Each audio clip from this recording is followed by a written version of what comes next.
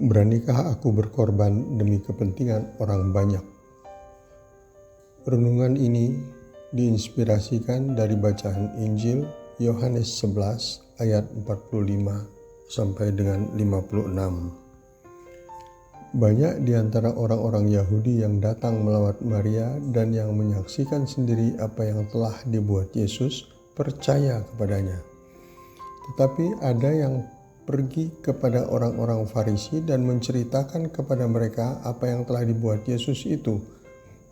Lalu imam-imam kepala dan orang-orang Farisi memanggil mahkamah agama untuk berkumpul dan mereka berkata, "Apakah yang harus kita perbuat?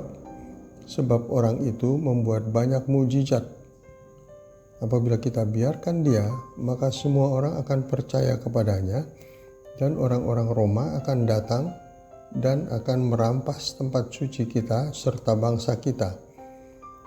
Tetapi seorang di antara mereka, yaitu Kayafas, imam besar pada waktu itu, berkata kepada mereka, "Kamu tidak tahu apa-apa, dan kamu tidak insaf, bahwa lebih berguna bagimu jika satu orang mati untuk bangsa kita daripada seluruh bangsa kita ini binasa."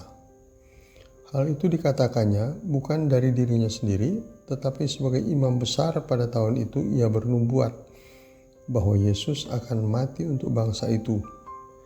Dan bukan untuk bangsa itu saja, tetapi juga untuk mengumpulkan dan mempersatukan anak-anak Allah yang tercerai-berai.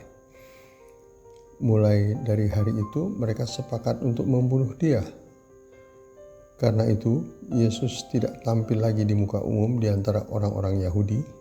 Ia berangkat dari situ ke daerah dekat padang gurun, ke sebuah kota yang bernama Efraim, dan di situ ia tinggal bersama murid-muridnya.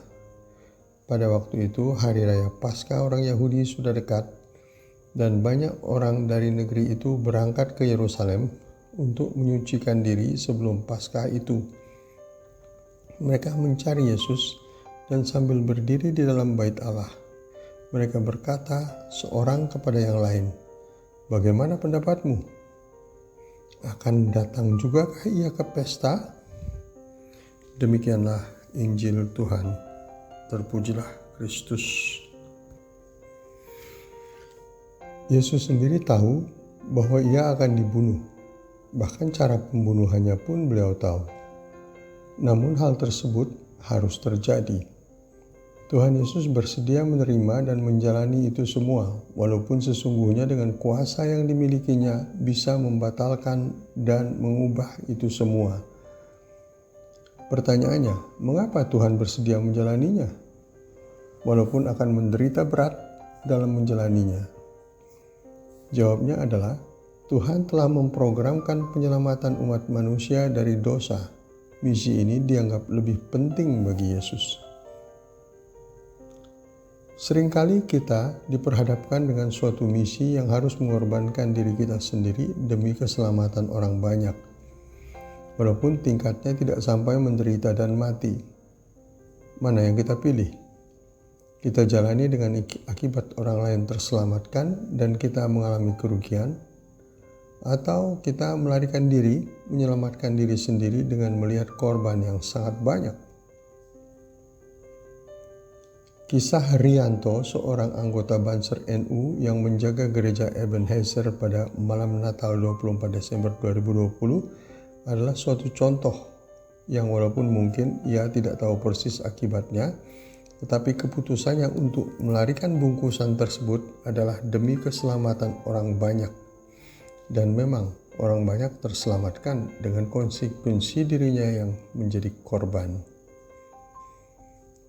Kadang-kadang kita diperhadapkan pada situasi di mana kita dengan sumber daya dalam hal ini berupa waktu, uang, peralatan yang terbatas dan sedang membutuhkan, tiba-tiba datang permintaan pertolongan yang hanya kita yang bisa menolong.